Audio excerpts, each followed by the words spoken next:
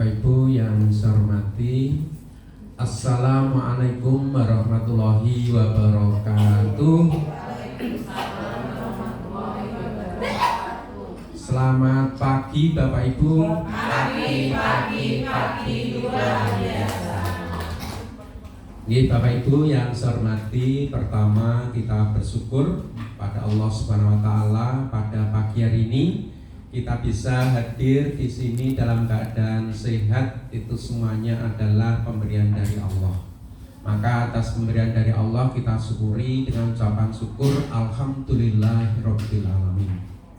Perantara hidayah, perantara agama mulai Rasulullah sallallahu alaihi wasallam, para sahabat, para tabi'in, tabi'in, alim ulama, pejuang-pejuang agama, kita syukuri alhamdulillah jazahumullahu khairah atas kerawuhannya, atas mempersungguhnya Bapak Ibu semuanya. Diucapkan terima kasih dan disyukuri alhamdulillah jazakumullahu khairan. Bapak Ibu yang saya hormati, sebelum kita lanjutkan kajian kita, marilah kita, diri kita, hati kita, pikiran kita satukan kembali untuk niat karena Allah. Wa yarjuna rahmatahu wa yakhafuna dzabah. Jadi kita di sini semata-mata mengharapkan rahmatnya Allah, mengharapkan surganya Allah, dan supaya kita terhindar dari nerakanya Allah. Karena apa Bapak Ibu? Inna a'malu biniyat. Sesungguhnya amalan itu tergantung niat kita. Jadi kalau kita niat kita ingin mencari pahala, maka Allah akan memberikan pahala. Niat kita mungkin karena sesuatu hal, yaitu yang diperoleh. Maka hal ini menjadikan sangat penting. Berhasil dan tidaknya kita mendapatkan pahala itu berdasarkan niat kita. Niat itu sangat halus Bapak Ibu. Sangat halus ya. Bahkan mungkin malaikat itu hanya mencatat saja ya. Kemarin atau dulu ya saya ceritakan 3 orang yang sebetulnya beribadah, kemudian jihad ya, ternyata dia masuk neraka karena apa? Niatnya tidak karena Allah. Diibaratkan itu seperti apa ya? Semut hitam yang berada di batu hitam di malam hari. Maka sungguh kita tidak bisa lihatnya. Yang tahu adalah diri kita masing-masing. Maka monggo Bapak Ibu, lebih-lebih ini di bulan Ramadan ya, bulan yang penuh dengan barokah, bulan yang penuh lipatan pahala, bulan magfirah yang tinggal beberapa hari lagi ya. Oleh karena itu jangan sampai ya waktu yang sangat baik ini terbuang sia-sia ya. Walaupun sekarang ini aura Idul Fitri, Lebaran sudah mulai terasa. Namun jangan sampai lupa 2-3 hari ini marilah kita terus bersemangat. Orang yang lari ya. Kalau kita lihat itu ya perlombaan lari. Jika mendekati garis finish itu justru kecepatannya ditambah. Nah, kita juga begitu Bapak Ibu. Monggo waktu yang sangat baik ini ya kita manfaatkan, termasuk alhamdulillah Bapak Ibu sekolah kita insya Allah ya setiap hari walaupun mungkin 10 menit 15 menit kita manfaatkan waktu itu dengan sangat baik ya. Mudah-mudahan Allah selalu memberikan manfaat dan barokah. Bapak Ibu, kita lanjutkan kajian kita. Kemarin saya sudah menyampaikan bagaimana supaya iman yang ada di dalam diri kita ini tumbuh subur ya. Yaitu dengan cara kita harus menghobikan, lebih senang, yaitu untuk mencari ilmu, senang mengaji, senang mendengarkan nasihat, bergaul dengan sesama orang iman atau bergaul dengan orang-orang yang baik, kemudian juga ridho ya, senang terhadap aturan-aturan dari Allah Rasul, dan kita beribadah secara tertib. Kalau itu kita lakukan, sungguh keimanan kita akan tumbuh subur, semakin kuat. Kemudian Bapak Ibu yang saya hormati, di dalam Al-Quran itu orang iman itu dibagi menjadi 3 Bapak Ibu. Orang iman itu dibagi menjadi 3. Yang pertama adalah dzalimun linafsih. Dzalimun linafsih, yaitu orang iman yang menganiaya dirinya sendiri. Ini tingkatan yang bawah. Jadi dzalimun linafsih ini ya orang iman tetapi masih ya melakukan perbuatan-perbuatan yang dilarang oleh agama. Contoh, misalkan minuman keras, khamr, itu di dalam Islam itu dilarang. Kita tidak boleh minuman-minuman yang memabukkan. Tapi barangkali mungkin masih ya mencoba. Ini berarti menganiaya dirinya sendiri. Kemudian mungkin ya sholat, misalkan ya sholat mungkin barangkali masih menunda-nunda.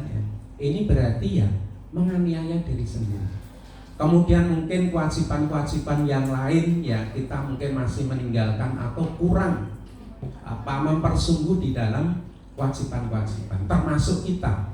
Mungkin di sini sebagai pendidik, tenaga kependidikan punya kewajiban-kewajiban yang harus kita lakukan. Mungkin yang Bapak Ibu guru ya waktunya ngajar ya ngajar ya.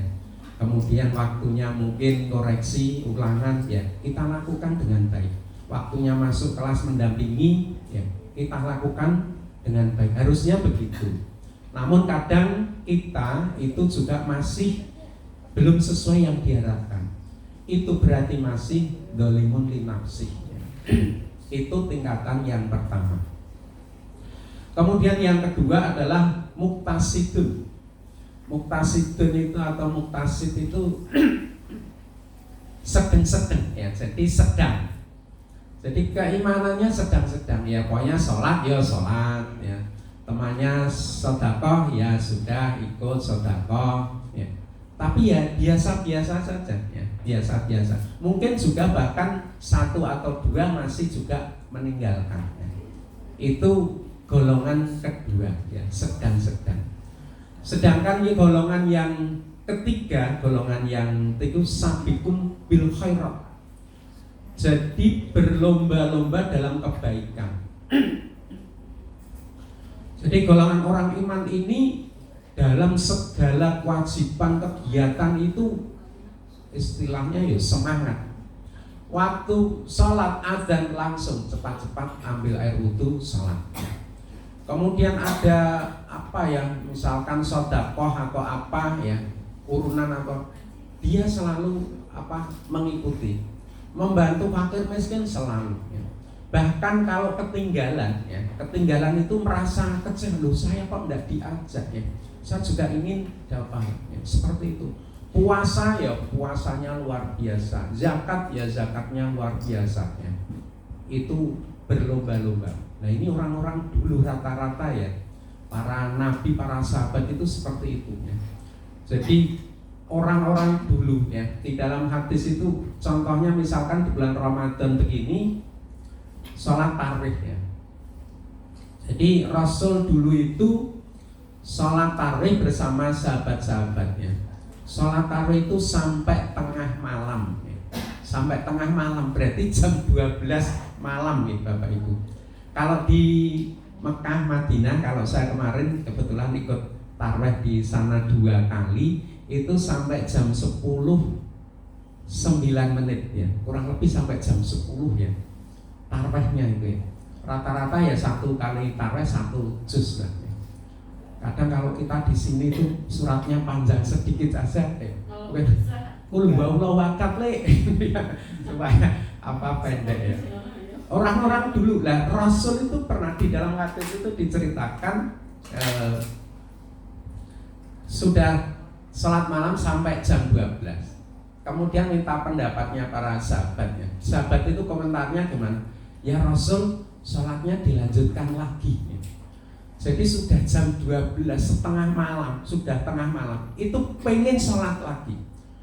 Kalau dalam hal urusan ibadah luar biasa. Akhirnya ya Rasul menyampaikan ya, kamu itu sebetulnya ikut sholat tarawih di masjid dengan imam itu sudah sama dengan sholat semalaman penuh. Semalaman penuh. Nah, luar biasa. Mungkin kemarin juga pernah saya ceritakan ada 3 pemuda yang ingin tahu bagaimana perilakunya Rasul dalam sehari-hari. Dia tanya pada istrinya, Ibu Aisyah, ya, bagaimana Rasul itu? Oh, Rasul itu ya sholat malam ya, bahkan sampai khusyuk, kemudian ya puasa ya, kemudian dan seterusnya ya. Bahkan ya Rasul itu seolah-olah ya Al-Quran berjalan begitu. 3 orang tadi mendengar, ya Allah, artinya Rasul itu loh sudah dijamin masuk surga, bahkan dosanya yang sebelum dan sudah itu sudah maksum, diampuni dan dijamin masuk surga. Lalu sudah dijamin masuk surga ya mestinya ya enggak usah lah ini kok sampai seperti itulah. Kita ini belum ada jaminan surga kok kita enggak semangat ya. Akhirnya 3 orang tadi itu istilahnya berjanji dirinya sendiri ya. Jadi udah saya pokoknya akan sholat malam terus, saya tidak akan tidur ya. Yang satu udah saya akan puasa terus, tidak akan mokel ya. Yang satu saya tidak akan nikah ya. Nikah mungkin berkeluarga ganggu ibadah ya, sampai. Akhirnya begitu terdengar oleh Rasul ya ditegur oleh Rasul. Ya jangan begitu ya.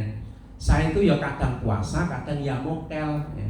Jadi Rasul itu ya puasa Senin Kamis, tapi suatu saat dia mokel ya. Jadi Rasul itu kemarin menyinggung tentang keluarga Rasul ya, begitu indahnya ya. Jadi suatu hari Rasul itu pergi ke Aisyah, artinya rumahnya Aisyah. Ya Aisyah, apakah ada makanan hari ini ya?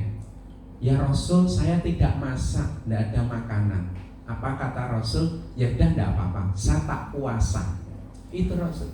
Tapi suatu hari begitu Rasul ke tempatnya Aisyah, begitu masuk langsung masuk, ya Rasul, saya masak enak sekali, kesukaan Rasul. Padahal Rasul itu puasa.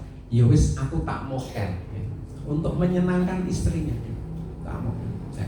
Maka orang tadi itu ya jangan puasa terus. Puasa paling jos, yang paling top itu ya puasa Nabi Daud itu, sehari puasa, sehari tidak, sehari puasa, sehari tidak, atau paling tidak Senin Kamis itu sudah luar biasa. Kemudian masalah pernyataan Rasul juga menikah. Masalah sholat malam juga beliau pun tidur. Nah ini orang-orang yang sabiqun khairat itu memang ya dalam urusan keagamaan ya berlomba betul, balapan istilah. Itu 3 golongan Bapak Ibu orang iman lah. Kita masuk mana ya? Barangkali ya kita masih perlu terus meningkatkan diri kita Bapak Ibu. Karena terus terang Bapak Ibu, marilah kalau kita cermati betul hidup di dunia ini memang betul-betul singkat. Semakin hari semakin mendekati hari kiamat itu perputaran waktu itu semakin cepat.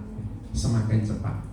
Mungkin kalau kita berbicara masalah bulan Ramadan ini Bapak Ibu puasa, sebetulnya puasa kan juga baru kemarin loh Bapak Ibu, belum lama. Tapi tahu-tahu sudah hampir habis itu 1 bulan ya. Nah, itu perputaran waktu ya. Maka marilah mumpung kita masih diberikan waktu oleh Allah, mumpung kita masih diberikan kesehatan, marilah kita manfaatkan, marilah kita tolong diri kita masing-masing. Siapa lagi yang menolong diri kita kalau tidak diri kita? Dengan kita bersemangat sungguh-sungguh beribadah ya, melakukan kebaikan-kebaikan ya untuk orang lain. Karena orang yang melakukan kebaikan untuk orang lain itu merupakan orang yang baik ya. Khairunas anfa'uhum linas, sebaik-baik manusia adalah manusia yang bermanfaat untuk orang lain. Saya kira itu Bapak Ibu tambahan tausiah pagi hari ini, mudah-mudahan bermanfaat. Kurang lebihnya mohon maaf. Saya akhiri. Assalamualaikum warahmatullahi wabarakatuh.